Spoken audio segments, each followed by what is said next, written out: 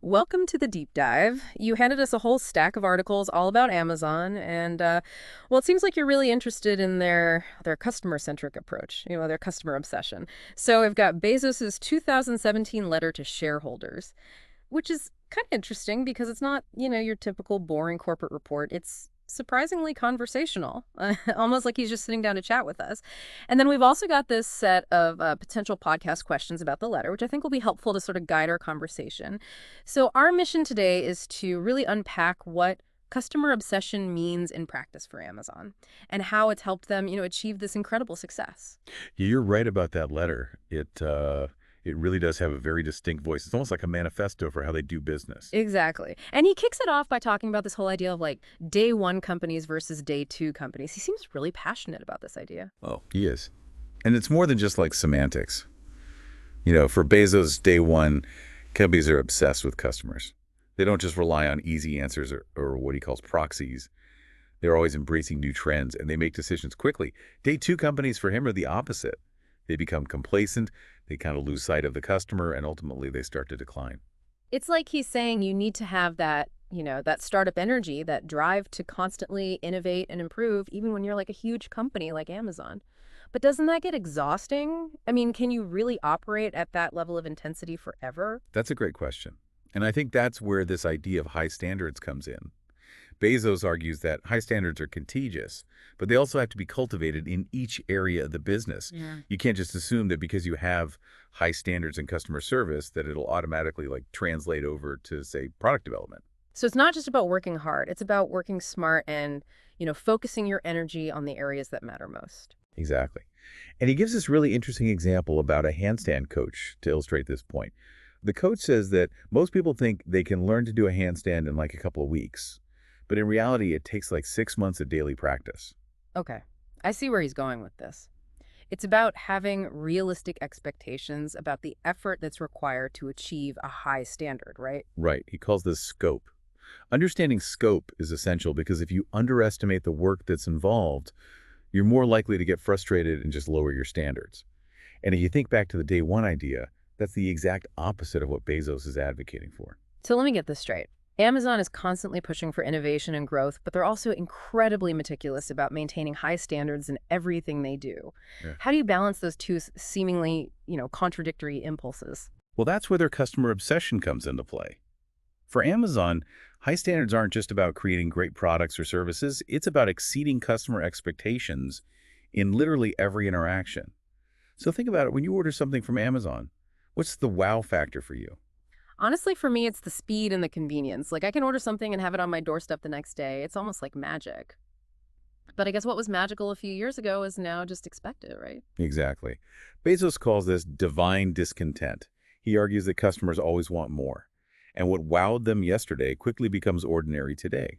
So to stay ahead of the curve, Amazon has to be constantly innovating and raising the bar. So how do they actually do that? I mean, it's one thing to talk about customer obsession. It's another to actually put it into practice. Well, a big part of it is their data-driven approach.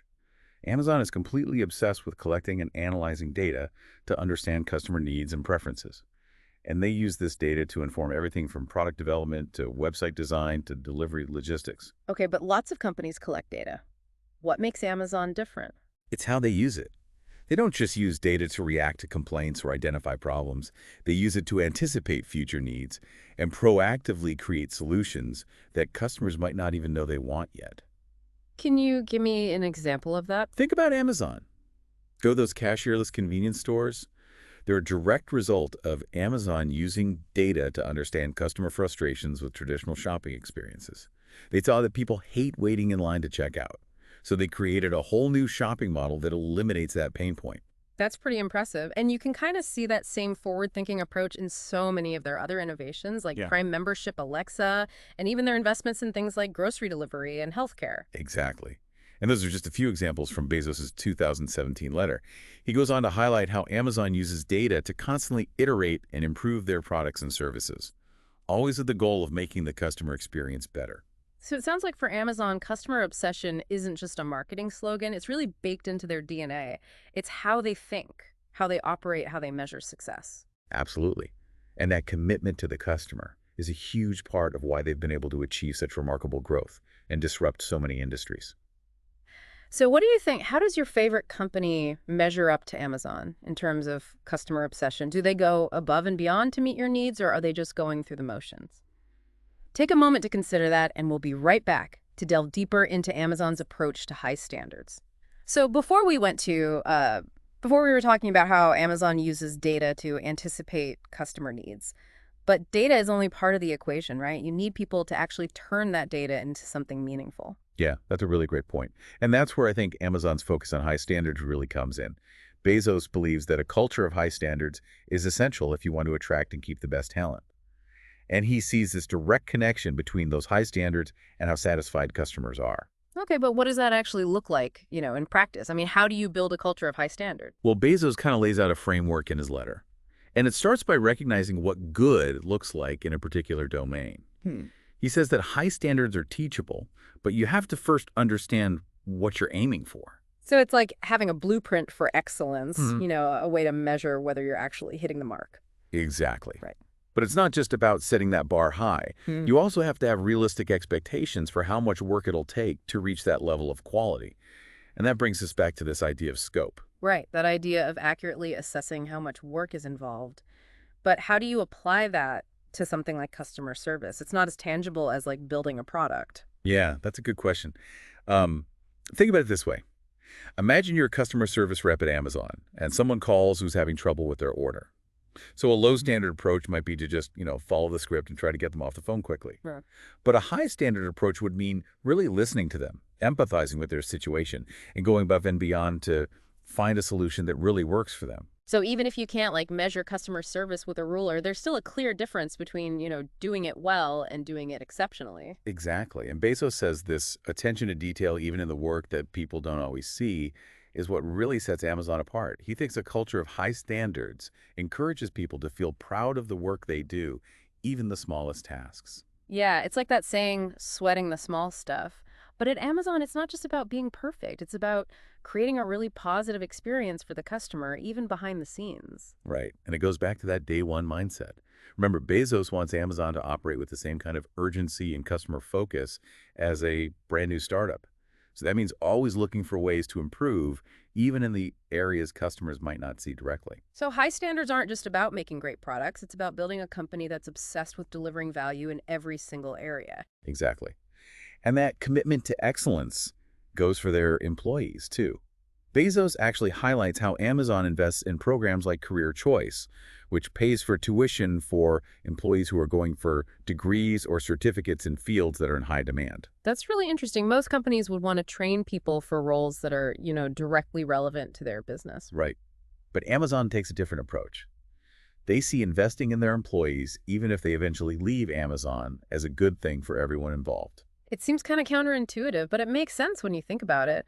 By supporting their employees' growth and development, they're creating a much more engaged and motivated workforce. Yeah, exactly. And it sends a message about what they care about. It shows that they're not just chasing profits, they're also thinking about the long-term well-being of their employees and the communities they're part of. So it sounds like Amazon's idea of high standards isn't just about efficiency and profits. It's about building a company that's both successful and sustainable.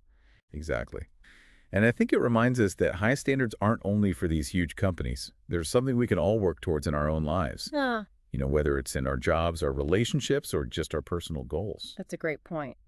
So think about an area in your life where you're really trying to excel. How do you define what good means in that area? What are you doing to achieve those high standards? And how does that pursuit of excellence affect not just you, but the people around you? Those are some really good questions to think about. And as we go into the last part of our deep dive, we'll be talking about how Amazon's customer obsession has shown up in some of their most impactful innovations. So stick with us. Okay, so we've talked a lot about how much Amazon is obsessed with their customers and how they've built this whole culture of high standards. But in the end, it all comes down to what they're actually putting out there, right? Totally. Yeah. A company can talk about customer focus and all their internal values, but it's the products and services that actually matter. Right, right. And I think one of the most obvious examples of Amazon really putting their philosophy into action is with Amazon Prime. Oh. Remember when it was just about getting free shipping? Oh, yeah. It's crazy how much it's changed. I mean, now it's like this whole world of benefits. You've got Prime Video, Amazon Music, Prime Reading, even Prime Gaming. It's almost like a membership to a better life. And it's clearly working for them. I mean, the number of people with Prime memberships just keeps growing. But I'm curious, do you think they always planned for Prime to be this huge thing, or was it more of like an experiment that just blew up? That's a good question. It probably did start as an experiment, a way to get people to buy more from Amazon. Mm. But as they got all this data and saw how people were using it, they realized it was something special. And they've kept changing it up too. I mean, think about Prime Video. It started as just a way to watch a few movies and shows, and now they're making their own original stuff and competing with Netflix and HBO. It's a great example of what Bezos calls divine discontent. Hmm. They never stop trying to get better, even when they're already doing well. And they're not just adding new things. They're always making the basic Prime experience better. They've put so much into their delivery network to make things faster and more reliable. They've added Prime Now for same-day delivery, and they're even testing out drone delivery. It goes back to that idea of knowing what customers want before they even do. Yeah. And they're not afraid to try new things, even if they don't always work out. Remember the Fire Phone? Oh, yeah, that one didn't really take off, did it? Not really. Yeah. But it shows that they're willing to take risks and learn from things that don't work. And sometimes those lessons can help them with things that do become successful. Speaking of successful things, we can't talk about Amazon and customers without talking about Alexa. It's gone from being this kind of weird voice assistant thing to being everywhere. I know I wasn't sure about it at first. I thought it was kind of a gimmick. Mm-hmm. But I have to admit, Alexa has totally changed how I do things. I use it for everything from setting timers to playing music to controlling my smart home stuff. Huh. It's really amazing how it just blends into our lives. And that didn't happen by chance. Amazon has put a ton of work into making Alexa better and easier to use. And they were smart to open it up to other developers too. That's created all these different Alexa skills and devices, which has made it even more useful for people. So you've got Prime, you've got Alexa, you've got this super efficient delivery network and this whole company culture that's all about making customers happy. It's not surprising that Amazon has become so powerful. Right. But it's not like they don't have critics. Some people say that they've focused so much on growing that they've forgotten about workers' rights and small businesses. And then there are the concerns about their impact on the environment and whether they're becoming too much of a monopoly. Yeah, those are definitely things to think about. It's important to look at all sides of Amazon's success, but there's no question that they've built a company that really puts customers first. And that's what I think is the biggest takeaway from Bezos's 2017 letter.